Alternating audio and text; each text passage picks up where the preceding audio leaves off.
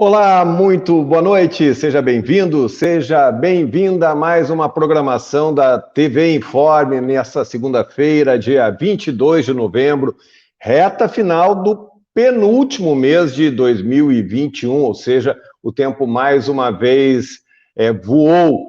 Muito feliz de estar aqui com vocês novamente.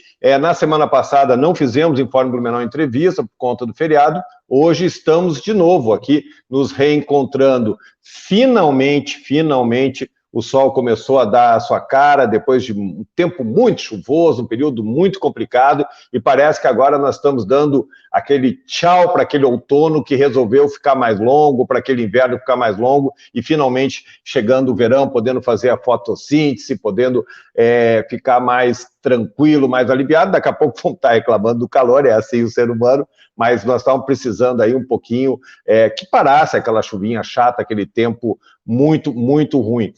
Os indicadores aí do coronavírus continuam bastante em queda, bastante controlados, a gente percebe aí um movimento bastante interessante de diminuição de todos os índices, e esperamos que fique assim, lembrando que os cuidados estão sendo cada dia que passa diminuídos, mas a gente tem que ainda ter uma preocupação, tem uma nova onda na Europa, torcendo para que ela não chegue aqui. A gente já passou por muito trauma, são quase 2 anos de pandemia e não merecemos tanto, então tomara que tudo se restabeleça, mas é importante que a gente ainda tenha algum tipo de preocupação. A nossa entrevista hoje, como quase todas que a gente faz aqui no Informe Blumenau Entrevista, é sobre política. Nós vamos conversar com o único representante da região do Médio Vale do Itajaí, eleito pela região aqui do Médio Vale, claro que é um deputado federal com abrangência estadual, obviamente, e é o único representante do Partido Novo eleito em 2018. Estou falando do nosso entrevistado, é o deputado federal Gilson Marques, ele que tem domicílio eleitoral aqui em Pomerode, tem bastante atuação aqui na nossa região. Deputado federal, obrigado pela ter aceito o convite com a gente, obrigado pela sua participação, muito feliz em te receber aqui, como você nos disse aqui nos bastidores, fazia muito tempo que a gente não conversava. Tudo bem, deputado? Fala, Alexandre, obrigado pelo convite, inclusive eu preferia fazer presencial, 30 minutinhos eu já estava aí, mas nesse mundo tecnológico é assim, né? A gente está perto, mas fala pela telinha aí. É verdade, tem essa interface, né? Tudo bem contigo? Tudo ótimo, fantástico aí poder conversar um pouquinho contigo, uma referência na política aí dentro do estado, principalmente de Blumenau. Coisa boa. Ô, deputado, deixa eu te falar, vou começar com uma brincadeira. E essa eleição da OAB aí, deputado? A tua foi mais fichinha, né, ou não? Pois é. Sabe que eu nem estou acompanhando muito e eu nem entendi certo, porque existem vários conselheiros, amigos meus, que de repente eles eram de um mesmo conselho, de uma mesma chapa de um mandato, e agora eles estão em outras chapas e concorrentes e apoiando chapas também diferentes para o Estado. Então, na verdade, eu confesso que eu não estou participando e estou bastante confuso para saber quem é quem, o que é o que, mas infelizmente eu estou percebendo um nível baixo aí de... que de coisa, ataques, né? Quem era a situação se dividiu, aí a oposição juntou com a situação, quem era um era uma coisa, quem era outro. Enfim, realmente muito maluca. A eleição acontece dia 25, eleição para a subseção Blumenau, Pomerode, do qual o senhor foi coordenador ou delegado, não sei, a palavra é delegado, né, em Pomerode, né? Eu fui conselheiro da OAB Blumenau, e por 3 anos, e no ano anterior eu fui delegado da subseção de Pomerode, que na verdade faz parte, né? Blumenau e Pomerode é a mesma subseção. Sim, então tem eleição, aqui em Blumenau tem 2 chapas concorrendo e tem eleição para seccional, ou seja, para a OAB catarinense, e aí o furo é mais embaixo, tem 4 chapas concorrendo e com um clima bastante pesado que a gente está acostumado a ver na política, mas também está vendo aí na Ordem dos Advogados do Brasil aqui em Santa Catarina. Lembrando você que está nos assistindo, que você pode nos ajudar a fazer esse programa, deve nos ajudar, também ajudar que as mensagens do deputado Gilson Marques cheguem a mais e mais pessoas, curta, compartilhe para que a gente consiga aumentar o nosso alcance e faça a sua pergunta, faça o seu comentário de forma democrática, de forma respeitosa, que à medida que for nos encaminhando, a gente passa aqui para o deputado Gilson Marques. Vamos lá, deputado, o senhor, lá em 2018, talvez o senhor fosse uma das grandes novidades, né, da política que saiu, que emergiu das urnas naquele processo eleitoral. Já estamos aí terminando o terceiro ano de mandato. Qual é a sensação do cidadão Gilson, do advogado Gilson, né, que se engajou num processo eleitoral que era diferente, né, tudo era diferente para o senhor, para o seu partido naquele processo, conquistou a vitória e está há 3 anos conhecendo os meandros do Congresso Nacional. Qual é a avaliação pessoal do Gilson Marques? Bom, Alexandre, falando de eleitoralmente, eu não sabia que era impossível naquela vez, né? Se eu soubesse que era impossível, eu não tinha tentado. Então é aquele ditado, não sabia que era impossível, foi lá e fez. E aquela vez, em 2017, resolvi estudar, tive acesso a muita literatura que não conhecia, enfim, e acabou que participei do processo para auxiliar, percebi que tinha chance, me engajei cada vez mais e fui eleito. E eu, como você mesmo disse, sou advogado, empreendedor, formei lá em 2013, logo montei uma sequência de empresas, enfim, sempre com aquela ideia de buscar eficácia, eficiência, de produzir, de trabalhar. E aí eu confesso, Alexandre, que até maio de 2019 eu fiquei extremamente decepcionado. Vontade de largar as pontas, chamar o suplente, porque no fim das contas, tudo que se produzia era ruim. Tudo que se fazia, se esforçava, o resultado era negativo. E aí eu cheguei a uma conclusão de que o Estado, o Congresso eficiente, nada mais é que um estuprador eficiente. Quanto mais eficiente ele é, pior é para a população. E essa foi uma virada de chave, Alexandre, a partir de maio de 2019, a mudar completamente a minha visão e meu trabalho dentro da Câmara. A partir de então, a minha função essencial foi atrapalhar os outros. Atrapalhar que leis ruins fossem promulgadas, atrapalhar de que políticas públicas com gasto ruim fossem promulgadas, fossem feitas, que gastos desnecessários, leis inúteis, enfim, uma série enorme, gigantesca de leis e projetos que não sejam feitos ou que não sejam gastos. E eu estou falando do maior problema do país, Alexandre. De 88 para cá foram aprovados 6 milhões de novas normas. Então, mais 30 anos, portanto, nós teremos 12 milhões de novas normas. E uma lei, ela serve para quê? Para te proibir, para te obrigar, para te regulamentar. E aí a gente tem 2 tipos de gasto. O gasto marginal para fazer a lei e o gasto da própria política pública, que gera um boleto de ação. Então, veja bem, o político, quando ele faz a campanha, ele diz que vai desburocratizar, que vai facilitar a vida do cidadão. A primeira coisa que ele faz quando é eleito, ele protocola uma montoeira de lei, uma montoeira de exigência, que a cada dia vai sufocando, estrangulando o cidadão, gerando despesa. Então, a conclusão que eu cheguei, infelizmente, é que o Brasil e as pessoas crescem, desenvolvem, o Brasil gera riqueza enquanto o Estado e o Congresso dormem, enquanto eles não fazem nada. E eu acho muito interessante porque é um mito, né? As pessoas falam assim, porque esse deputado não trabalha, porque o Congresso e a Câmara não trabalham. É um mito. O problema é que eles trabalham muito. É cheio de burro motivado lá, Alexandre. E é um custo enorme. E quando você não sofre as consequências das decisões ou das propostas ruins, você tende a ser mais arrojado. Você tende a correr mais risco. Afinal de contas, o dinheiro é dos outros. E o objetivo do político, infelizmente, é sempre a eleição e a reeleição. Então, pouco importa quanto que vai custar, desde que aquilo venha em benefício eleitoral. Então, é muito ruim, a todo tempo, a gente ficar batendo de frente para demonstrar de que, no fim das contas, quem paga é o cidadão. Para ver como é um absurdo disso, Alexandre, em 2019, nós fizemos um levantamento de quanto é o custo de uma lei deliberada. Como fizemos isso?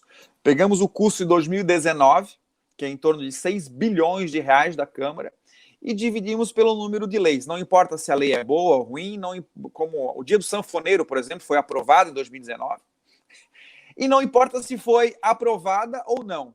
Sabe quanto foi o custo que nós alcançamos nessa conta? 9 milhões e meio de reais. 9 milhões e meio de reais. Então, o que eu quero dizer, Alexandre, é que a minha conclusão é de que o custo do Congresso, assim como do maior número, ou de quase todos órgãos públicos, não justifica a existência. E a reflexão é que é o seguinte: qual é o produto ou serviço entregue pelo Estado que o setor privado não faz melhor, mais rápido e mais barato? Então, essa é uma reflexão importante para se fazer, para chegar lá no setor público e dizer, será que realmente é o Estado que tem que se preocupar em entregar correspondência, em cuidar do sistema financeiro? Será que não seria melhor focar nas áreas essenciais, saúde, segurança e educação? Porque, no fim, Alexandre, o Estado subverteu o seu principal objetivo. Se você pega aí quanto se gasta de folha de pagamento, que é 13,7% do PIB, em comparação à saúde, segurança, educação e saneamento básico, se gasta muito mais com própria manutenção do que nas áreas essenciais. Então, de fato, a nossa luta lá é sempre que deixamos as escolhas e o dinheiro na cabeça e no bolso dos pagadores de impostos, e não transferir essa responsabilidade, esses recursos, para os políticos tomarem as nossas decisões. Que, na verdade, é isso, ele é um intermediário, né? Vamos lá, tem já bastante gente nos assistindo. O vereador suplente Diego Nazato dizendo que o Congresso Nacional tem 28 mil funcionários, coisa demais. Obrigado, Diego. Quem está com a gente é a nossa colega Danúbia de Souza. Boa noite, acompanhando a entrevista. Amanhã tem entrevista com Danúbia, ela vai conversar com o meu xará Alexandre Pereira, hoje gerente de jornalismo da RIC TV Record, um figuraço, uma grande pessoa. Doutor Ronaldo Ferreira está aqui nos acompanhando. Boa noite, doutor Ronaldo. Quem também está com a gente é o João Paulo Santos. Entrevista com o deputado Gilson Marques. Pode ter certeza que teremos informações de grande relevância. E o Adilson aqui, grande Alexandre, salve Gilson, melhor deputado federal do Brasil, disparado. Vamos lá, deputado, o senhor falou aí de um monte de realidade, um monte de dificuldade, mas o senhor falou brincando, mas tem um quê de sério que o teu trabalho foi ficar atrapalhando essas leis e tal, mas qual é a marca, né, que o deputado Gilson Marques tentou imprimir, está passando para o eleitorado, o eleitor que apostou nele, que apostou no partido novo? Qual é a principal marca que o senhor acha que está passando para esse eleitor? A principal marca realmente é nessa linha, né? Eu fui apelidado de coveiro de leis. Então, realmente é aquele cara que salva a população de novas regras, regulamentos, decretos.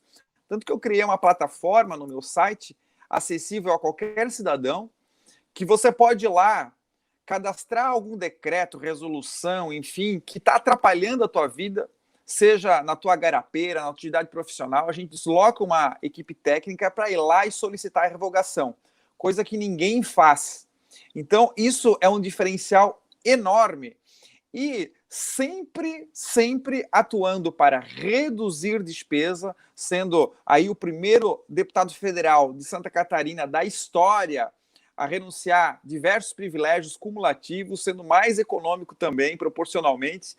Então, a nossa marca, ela muitas vezes ela passa a ser invisível no sentido de que a gente consegue fazer com que coisas ruins não aconteçam. Vou te dar um exemplo. Na semana retrasada, na PEC dos precatórios, um destaque do Partido Novo conseguiu manter a regra de ouro.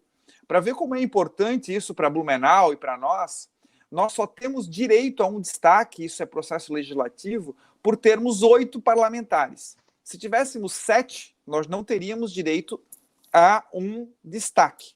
Então, pelo fato de Blumenau e região ter confiado o voto em mim e nos outros candidatos do Partido Novo, nós tivemos o direito de fazer esse destaque. Foi levado esse artigo para deliberação em plenário e nós ganhamos. Então, manteve-se o destaque, manteve-se a regra de ouro por conta do nosso trabalho. E isso é um efeito positivo incalculável para o futuro. O quanto no futuro o governo ou os governos futuros poderiam gastar de financiamento para pagar despesa corrente. Um outro exemplo também de destaque, nós apresentamos um destaque para acabar com a propaganda eleitoral gratuita só no nome, né? Em 2020, sim, que custava em torno de 500 milhões de reais. Um destaque nosso.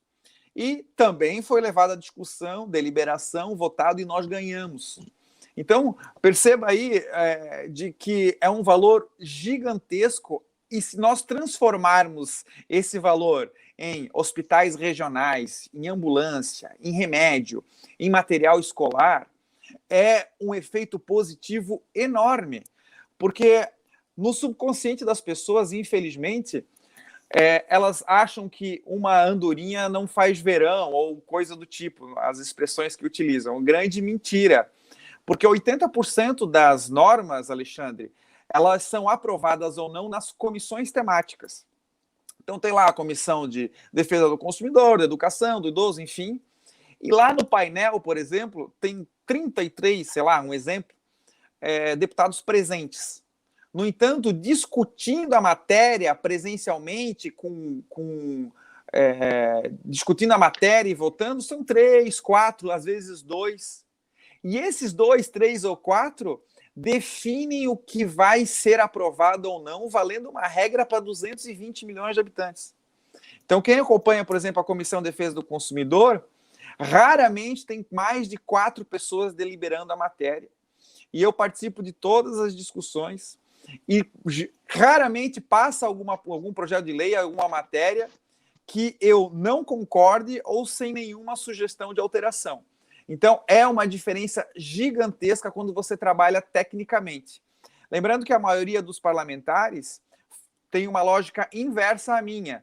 Por quê? Porque eles vão nas comissões, Alexandre, quando tem interesse em aprovar a matéria. Então, só vão naquele horário que querem interagir com os demais parlamentares, ou aparecer em vídeo, ou fazer um lobby com o eleitor ou com a categoria para aprovar uma norma. Eu sou ao contrário. Eu estou no início ao fim nas comissões, porque o meu ideal, o meu propósito é barrar as leis ruins propostas pelos outros. E é engraçado, teve uma oportunidade que teve um deputado que ficou muito bravo comigo, que eu tirei 2 projetos, 2 relatorias que ele era de interesse dele, que ele era o relator. E aí, na reunião seguinte, na comissão seguinte, ele retirou de pauta 2 projetos que eu era o relator. Só que eu tive que fingir que eu fiquei triste, mas o que eu mais queria é que fosse retirado de pauta e não voltasse nunca mais mesmo. Porque eram ruins os projetos. Muito bom. Ó, vamos cumprimentar o Alex, está aqui. Boa noite, Alex. O doutor Ronaldo está fazendo uma pergunta. Doutor Ronaldo, já passo essa pergunta, só para não me atrapalhar na minha linha de raciocínio aqui. O Adilson falando, nosso zagueiro defendendo o Brasil de leis inúteis, legal, Adilson. Vamos lá, deputado, vamos falar sobre as tais emendas parlamentares, né? O que mais se ouve, o senhor criou um modelo diferente desse processo de emenda. O senhor é crítico do modelo tradicional de distribuição de emendas. E o que eu mais ouço aqui na região, dos prefeitos, vereador, então nem se fala, tem trocentos aí que são pré-candidatos a alguma coisa em 2022, mas isso eu sempre ouvi, é aquela coisa. Blumenau e a região, né, não tem mais representatividade, não temos mais representantes, não temos mais o ex-prefeito Décio, não temos mais o ex-prefeito João Paulo Klein. Que adianta? Nós não temos com quem conversar, aí vamos para Brasília, não, a gente acaba, a gente ouve que eles vão em outros gabinetes e tal. Eu quero que tu explique para a nossa audiência como é que funciona e o que tu pensas com relação a isso. Recentemente, eu vi que você publicou nas redes sociais que tu, nesse teu processo, que é diferente, que tu vais explicar agora, tu trouxe uma boa quantidade de recursos aqui para Blumenau e região. Tá, vamos lá, esse é um tema que merece realmente uma explicação. Primeiro, informar a maioria das pessoas que não tem ideia disso, é de que o parlamentar, especialmente o deputado federal e o senador, ele é um parlamentar que representa o estado inteiro. Pensar diferente é pensar de que Santa Catarina só tem 3 municípios que tem senador, porque só tem 3 senadores. Ou então que só tem 16 municípios que tem deputado federal. No entanto, temos 295 municípios. Então, eu fico muito triste, para falar a verdade, quando tem um preconceito de determinado município, especialmente em Blumenau, uma cidade que eu trabalho, estudei, fui conselheiro da OAB, meus principais clientes são daí. O meu terceiro maior colégio eleitoral foi de Blumenau. Dizer que eu não sou deputado federal de Blumenau, eu acho estranho, porque eu digo que eu sou e as pessoas dizem que eu não sou. Com relação a emendas, só voltando um pouquinho, você disse que tal deputado federal não é mais de Blumenau. O fato do Décio Lima não ser mais deputado federal é mais positivo do que negativo. Todos nós sabemos que ele era do PT, do Partido dos Trabalhadores, que foi o partido que mais roubou o Brasil, envolvido em inúmeros escândalos, e que a gente está pagando essa conta até hoje. Então é melhor que não tenha mesmo. Se der para ter um representante ruim, de fato é melhor que não tenhamos. Com relação às emendas, o que acontece? Existem 3 tipos de emendas. A primeira delas são as emendas individuais. Todos os parlamentares, os 513, têm o mesmo valor de emendas, que atualmente agora é de 17 milhões de reais, que ele pode distribuir ao seu bel prazer para qualquer lugar. Segundo tipo, emendas de bancada. As emendas de bancada, ela é igual para todos os estados, para todas as bancadas e todos os estados, que atualmente é em torno de 240 milhões de reais. No meu entender, as emendas de bancada, elas deveriam ser utilizadas para fazer grandes obras estruturantes. Por exemplo, pega aí a 470, faz um hospital regional, enfim, algo impactante. Para surpresa de 0 pessoas, não existe consenso na bancada dos 16 federais com os 3 senadores. E o que acaba acontecendo? Esses recursos são divididos entre os 19. Algumas coisas são de consenso, mas a maioria é dividido aí, então soma aí em torno de mais 13, 12, 14, dependendo do ano, milhões de reais para cada deputado federal. E aí o terceiro tipo de emenda, que são as extras, as complementares, as secretas, as troca por voto ou qualquer coisa do tipo. Esse terceiro tipo de emenda eu nunca recebi, não vou receber e me recuso a receber. Como eu faço para as 2 primeiras? As emendas individuais, nós criamos um edital. Então, como funciona esse edital? Qualquer vereador, qualquer prefeito, qualquer pessoa da comunidade, qualquer presidente de APAI ou de associação, pode ir lá no site, online, ler o edital, apresentar o projeto, o orçamento, o número de pessoas que serão beneficiadas por aquele projeto. A nossa equipe técnica vai fazer uma análise dessa proposta, desse pedido, ver qual é a aderência com o edital e a gente faz a destinação dos recursos conforme os melhores projetos, o número de pessoas beneficiadas, a gente faz uma análise de gestão, também faz uma análise de recebimento de recursos de outros parlamentares. Por exemplo, tem 3 federais de Joinville, 3 de Criciúma, 2 de Chapecó, Infelizmente, os deputados dessa região, a maioria deles foca em uma mesma cidade e todas as outras ficam descobertas. Então, obviamente, que quando se envia para aquelas regiões, para não gerar mais desproporcionalidade, a gente acaba pensando nisso também. Por que a gente faz isso? Primeiro que evita que as pessoas vão de Blumenau, paga passagem aérea, hotel, frigobar, tira o tempo do prefeito, do vereador, tira o tempo do deputado, para fazer alguma coisa que poderia ser feita online de forma mais transparente. Segundo, que emendas elas não devem ou não deveriam ser feitas ou entregues por troca de votos. E no fim é isso. No fundo, os políticos mandam os recursos com chantagem eleitoral, ou em troca dos votos que receberam, ou em troca dos votos que prometem receber no futuro. Tanto isso é verdade que, sabendo disso, eu não apareço e não tem foto minha, nem evento meu, fazendo corte de faixa, ou com outdoor na cidade, ou com foto junto com ao prefeito entregando o carro, ou qualquer coisa desse tipo. Justamente para as pessoas entenderem que isso não é um favor, não é uma coisa boa do político. No fundo, o dinheiro são das pessoas, do pagador de imposto.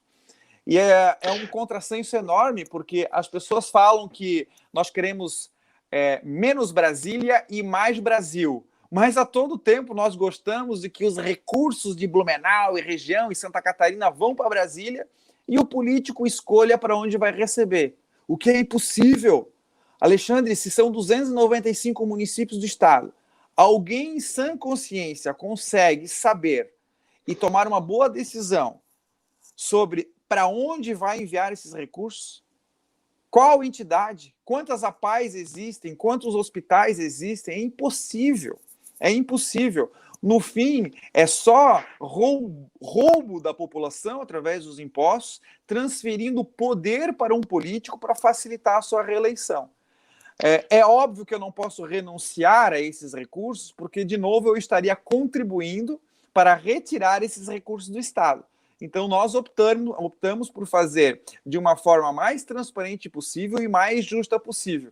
É engraçado que nos 2 anos eu acabei enviando recursos até para municípios que eu não tive voto e que eu não conheço, não sabia nem que existia. E eu me lembro que teve um município lá do Oeste, aí o prefeito me ligou e disse assim: ô, deputado Gilson, eu queria te agradecer porque você mandou as viaturas para cá e tal. Daí eu disse, não, tudo certo, mas eu nem sabia que eu tinha mandado as viaturas para lá, porque eram 5 viaturas, eu liguei para a Secretaria do Estado para mandar para os municípios que não tinham, que mais precisavam. Ah, mas você quer alguma coisa, precisa de alguma coisa, por que você mandou? Não, eu só mandei porque precisava. A Secretaria do Estado é que tinha o levantamento dos números e sabia onde mais precisava.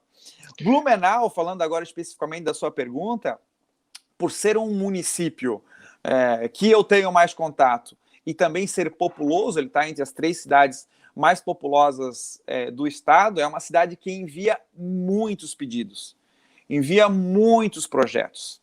E eu sempre tenho a ideia de enviar os recursos como custeio. Como é custeio? Vai direto na veia do orçamento da entidade. Eu não preciso, por exemplo, um hospital quer comprar um raio-x. Ao invés de mandar o recurso para o raio-x, porque é uma rúbrica diferente, e fazendo com que tenha que fazer, sei lá, licitação, passa pela Caixa Econômica, fica com 12%, quando vem equipamento demora, aí quando chega o equipamento já é o modelo anterior, aí o político vai lá e tira foto para mostrar que trouxe o raio-x. Não, o que eu faço? Sempre que possível eu mando para custeio. E aí o hospital, a entidade, usa aquele recurso que eu enviei para custeio, evidentemente ela vai ter uma sobra do caixa, e essa sobra no caixa, ela pode negociar muito mais rápido, muito mais fácil, a compra do raio-x em paralelo. A maioria dos políticos não fazem isso porque eles querem que tenha o raio-x lá para tirar foto com o raio-x, para aparecer e tal e tal. E esses recursos, tanto de 2019 e 2020, que são os que já concluíram, porque eu tenho as indicações de 2021 e 2022, a gente fez por esse edital. E Blumenau foi o município do estado de Santa Catarina que, nos 2 anos, foi o que mais recebeu em recursos. Então, somando as de bancada e as de individuais, somaram aí, ultrapassaram o valor de 7 milhões de reais. As de 2020, indicadas de 2019, já estão praticamente todas pagas, e as de 2020 demoram um pouquinho, estão em processamento. Então, é um valor considerável. Aliás, historicamente e proporcionalmente, é muito mais do que o histórico dos outros deputados também aqui da região de Blumenau. Deputado, deixa eu fazer um pouco o advogado do diabo, e eu concordo com boa parte dessa sua linha de raciocínio sobre esse toma lá da cá com relação, né, essa troca de emendas, essa troca de favores em busca do voto.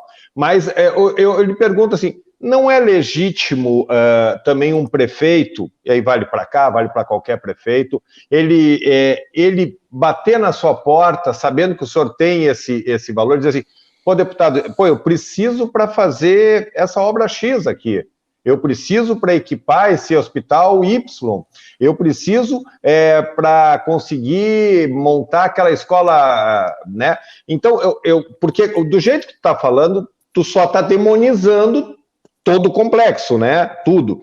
E eu quero lhe perguntar, não tem essa abertura, porque com todos os defeitos, também são os prefeitos, né, que também entendem muito também das necessidades. Claro, você está fazendo uma generalização, quando generaliza os políticos, quando generaliza isso, mas não há uma possibilidade de um meio termo nisso aí? Você está coberto de razão. Tanto é que eu atendo os prefeitos. Eu atendo todos os prefeitos, não tem problema nenhum. A minha grande dúvida é porque eles vão a Brasília. Por exemplo, prefeito de Timbó, de Pomerode, de Blumenau, de Gaspar, Ilhota, é muito mais fácil eles me convidar, eu vou até ali, ou eles virem até a minha casa. Se for para falar comigo, pode vir a qualquer momento. Não precisa pegar dinheiro público para pegar hotel, passagem aérea e ir lá e para tirar foto, que no fim a maioria dos políticos, a maioria dos prefeitos e vereadores querem fazer isso, ir lá e tirar uma foto para justificar a ida a Brasília. Mas veja bem, eu estou aqui do lado. Então, a conversa com o prefeito, ela acontece, tanto faz aqui ou lá. E o problema de eles saberem a realidade local é eles não saberem a realidade de outros locais. Então, veja bem, eu recebi, por exemplo, uma demanda de que seria muito importante, e de fato a barragem de Botuverá, que precisaria fazer uma reestruturação, uma reforma, e corrigir os problemas enormes que tem aquela barragem. E aí, a minha resposta é o seguinte: perfeito, fantástico essa ideia, e precisa e é muito necessário. Mas eu queria saber aqui, como é que você me ajuda a decidir para qual APAE a gente não vai mandar o recurso? Para qual hospital a gente não vai mandar o respirador? Para qual escola a gente não vai mandar o material? Porque o que as pessoas precisam entender é de que os recursos, você pode fazer só uma coisa. E quando você decide o que fazer, você automaticamente decide o que não fazer. Então, se governar é alocar recursos, você precisa saber aonde as demandas estão, quais são os problemas daquela região toda, daquela problemática inteira, e escolher prioridades. Por exemplo, nas emendas de bancada de 2019, eu encaminhei 7 milhões de reais para a BR-470. Eu fui o parlamentar que mais enviou emenda para a BR-470. O segundo foi o Peninha, e o terceiro foi, não me lembro agora, mandou 1 milhão de reais. Então eu mandei 7, Peninha mandou 4, o terceiro eu não me lembro, mandou 1, e os outros ninguém mandou para 470. Em 2020, eu não enviei para 470. Mas por quê? Porque era ano de pandemia. Eu foquei os recursos na rede hospitalar filantrópica, porque estava morrendo gente. A justificativa do lockdown, para achatar a curva, era que não havia atendimento, a possibilidade de atendimento das pessoas. Então, diante daquela realidade, foi essa a minha escolha. Então, o problema, Alexandre, não é para onde vamos enviar os recursos, é para onde não vamos enviar os recursos. Uma terceira posição é de que os municípios, os prefeitos, a grande parte deles, eles querem os recursos para o município, ou seja, para a gestão pública, não para a cidade. Então, os vereadores, eles querem o recurso para a Secretaria de Saúde, Secretaria de Turismo, Secretaria de Educação, mas, no fundo, muitas das vezes, essa não é a melhor aplicação dos recursos. Por exemplo, em Blumenau, eu enviei para o Hospital Santo Antônio, Hospital Santa Isabel, a PA. São estruturas que necessitam muito do dinheiro, mas a gestão é privada. A gestão não é pública. E, muitas vezes, a gestão privada faz um serviço público muito melhor e de forma mais barata, porque a gestão privada é assim. Prova disso é de que 70%, Alexandre, de todo o atendimento hospitalar de Santa Catarina é feita pela rede filantrópica. E existe um estudo do Tribunal de Contas do Estado de que eles praticamente atendem o dobro de pessoas pela metade do recurso. Então, na minha escolha, utilizando uma boa alocação dos recursos, eu tenho preferência de entregar os recursos para as entidades que fazem uma entrega melhor. Então, eu não consigo fazer uma análise do que é a melhor alocação se eu não tiver um big picture, né? Uma visão geral de todas as entidades, de todos os municípios, e isso eu não vou conseguir falando com 1, ou 2, ou 10, ou 15 prefeitos que vai estar lá fazendo o trabalho dele, está fazendo o melhor possível, mas evidentemente ele vai querer trazer os recursos para dentro do município. E tem, óbvio, municípios que não têm toda essa estrutura de hospital filantrópico e tal, que realmente é um município que toca tudo, aí é uma situação diferente. Mas, enfim, é uma complexidade tão gigantesca que a gente tem aí uma equipe técnica praticamente dedicada a esse assunto. Maravilha. O teu xará, o vereador Gilson de Souza, diz que é testemunha que sem barganha funciona, o sem barganha é o projeto criado pelo deputado federal para receber emenda, parabenizando o deputado Gilson Marques, e, inclusive eu sei, não sei se foi esse ano ou no outro ano, que o vereador Gilson foi um dos que protocolou bastante projetos ali para... Foi o único, Alexandre. Foi o único para tentar vereador. captar esse recurso, isso é bem bacana.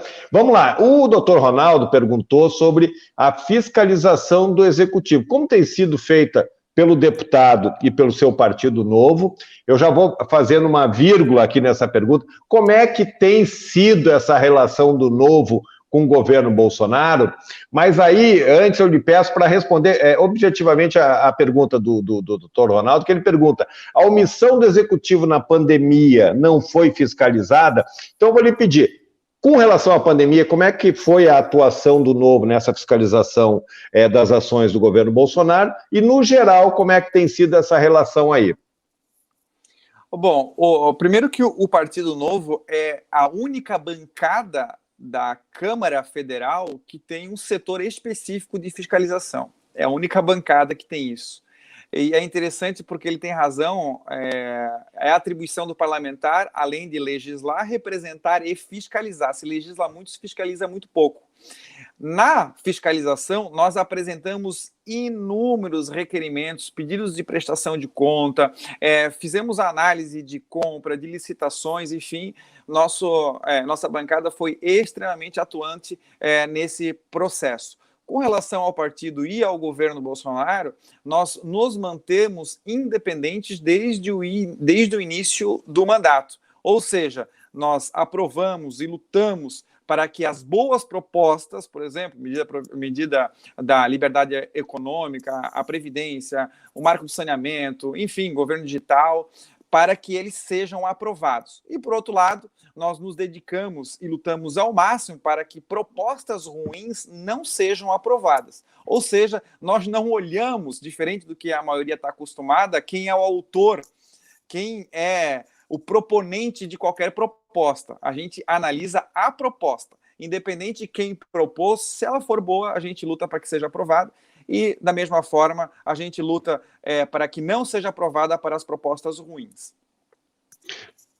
E com relação, mas com relação ao enfrentamento da pandemia, deputado, como é que o senhor avalia, né? O senhor como representante do Novo, como o único representante do Partido de Santa Catarina, a condução do governo federal nesse contexto, e aí já lhe pergunto também, para o senhor também fazer essa análise aí da condução do governo do Estado nesse processo de pandemia, que parece, felizmente, estamos começando a pelo menos deixar aquela situação tão nervosa para trás.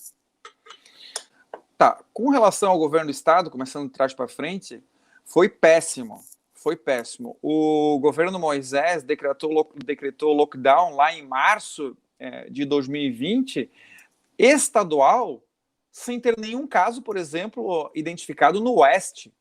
Cidades pequenas, por exemplo, aqui em Rio dos Cedros, onde tem um número pequeno de moradores, acho que tinha 2 casos na época, onde os terrenos são longe, os vizinhos tinham que ficar presos em casa, não faz sentido nenhum. E aí o impacto isso para o futuro é altamente negativo, diminui recursos, e recursos são necessários para aumentar a expectativa de vida, para termos saúde, para termos educação, enfim. A gente está vendo agora o resultado, com uma inflação galopante, 40% de aumento aí na base monetária do ano passado e 740 bilhões de reais de déficit primário no governo federal. Com relação, sem contar os 33 milhões aí de reais de compra de respiradores de forma adiantada e que não foram recebidos. Então, muito ruim a administração do governo estadual com relação à pandemia. A sorte do Estado é que, como eu já disse antes, 70% de todo o atendimento é pela rede filantrópica privada. E que, pasmem, até com relação a esses hospitais que fazem um ótimo atendimento para a população, o governo estadual deixou de fazer inúmeros repasses. Até por conta disso, fui o autor de uma ação popular contra o governador para que ele fizesse esses repasses, inclusive de dinheiro que veio do governo federal para esse fim e que ele não repassou. Com relação ao governo federal, tem pontos positivos e pontos negativos, né? Eu diria que o ponto positivo foi a luta aí incessante contra o fechamento obrigatório, contra passar corrente em loja, contra trancar as pessoas em casa. O método e a forma do Bolsonaro falar, de ele dizer, de ele explicar, ele é muito ruim. Ele poderia falar as mesmas coisas de um jeito melhor, mais educado, e certamente ele teria um apoio muito maior da população contra esses ditadores, governadores e muitos prefeitos aí do Brasil afora. E o ponto negativo é de que a repercussão do modo, da forma, do método utilizado pelo presidente da República causa consequências muito negativas também no mercado. Sem contar o atraso inegável aí de compra de vacinas, o desleixo em acompanhar os e-mails, por exemplo, de oferecimento de vacinas, o que aconteceu da Pfizer, e muitas outras coisas aí que a população já sabe de equívocos do governo com relação à administração da pandemia.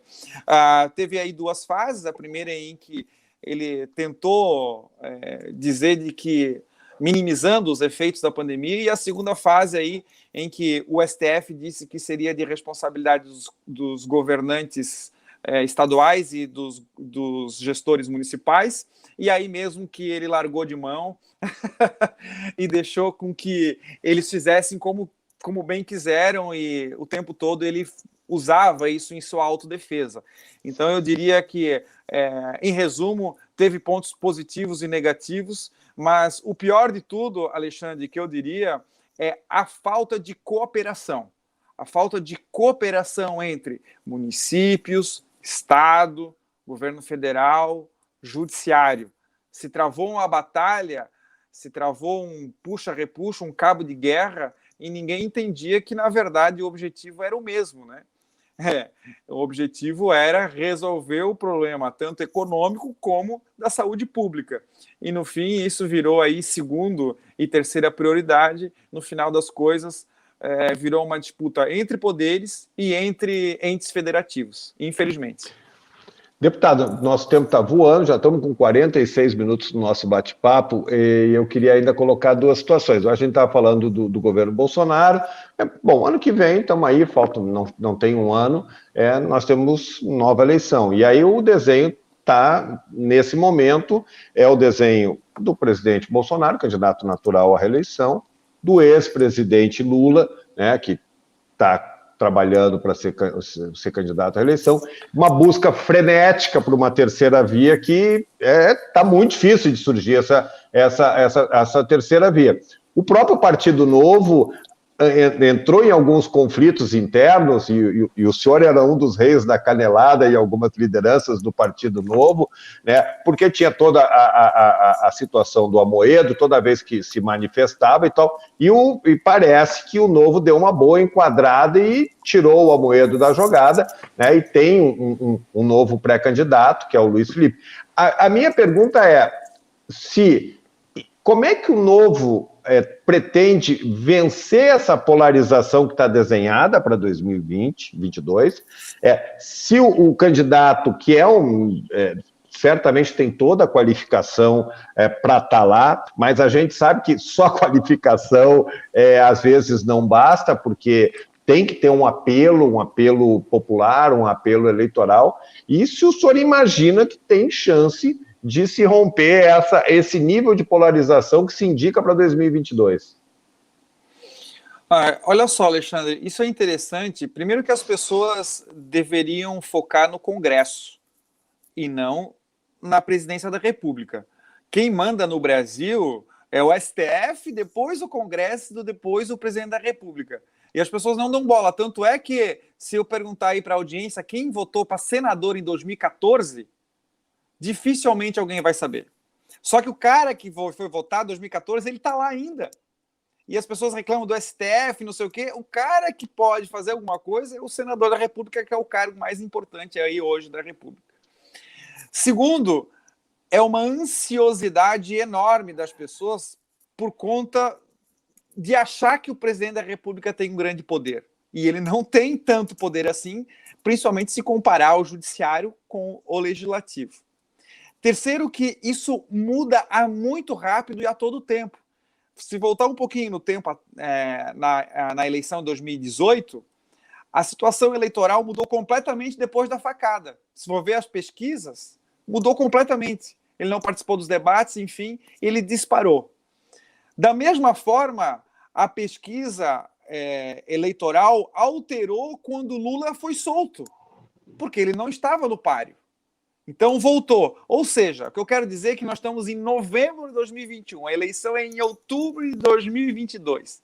Tem tanta coisa para acontecer e vai acontecer que o cardápio que nós temos muito provavelmente não vai ser o mesmo lá na frente. Não vai ser o mesmo. Os dois têm mais de 70 anos, pode ficar doente. Algum dos dois pode ser considerado inelegível, pode ser preso. Qualquer coisa pode acontecer que é impossível de nós prevermos.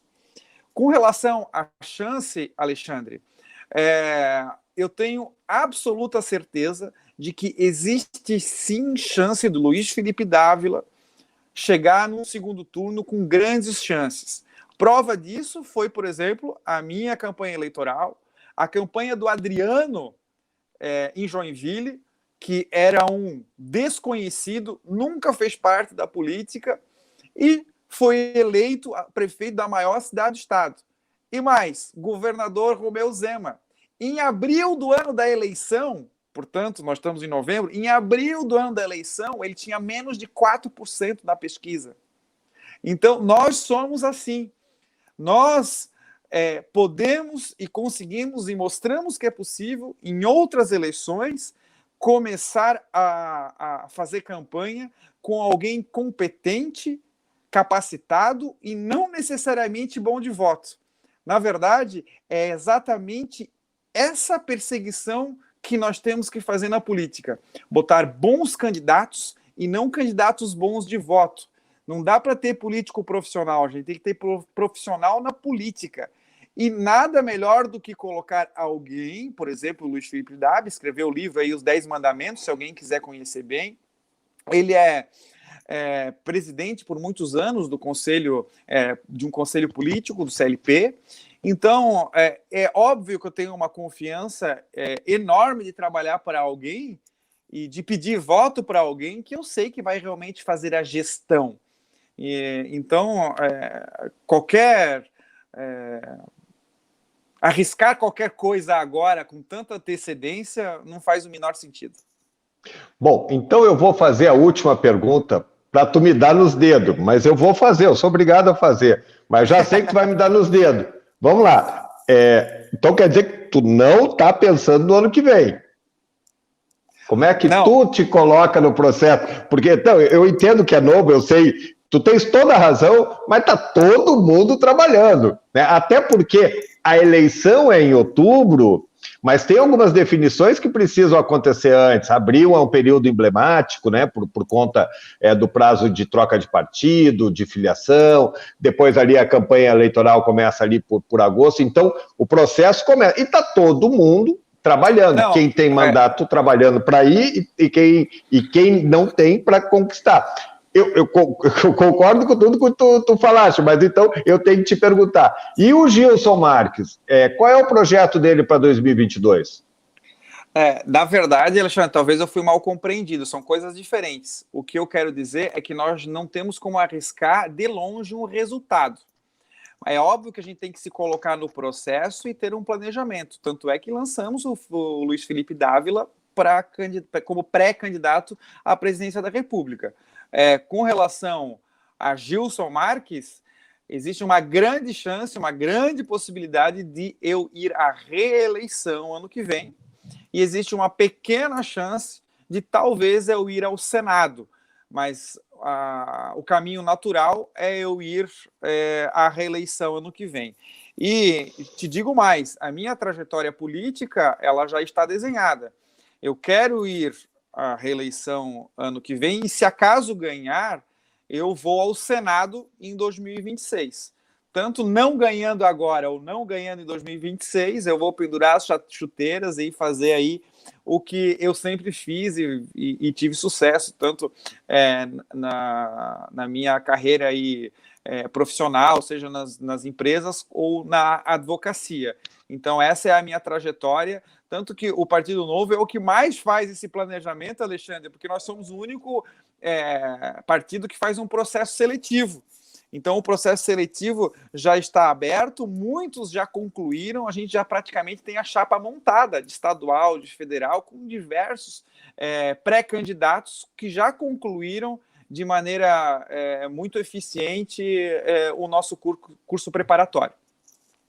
Maravilha. Deputado federal Gilson Marques, ele que é do Partido Novo, eu quero lhe agradecer a deferência por ter nos atendido, desejar uma ótima semana de trabalho, parabenizar pelo seu trabalho e colocar à disposição sempre o Informe Blumenau. Queridão, muito obrigado, estou sempre à disposição, me convide mais vezes e eu quero ir tomar um café contigo e saber qual é o restante desse quadro ali, que eu estou curioso, só vejo a metade. É o quadro de bebida colorido.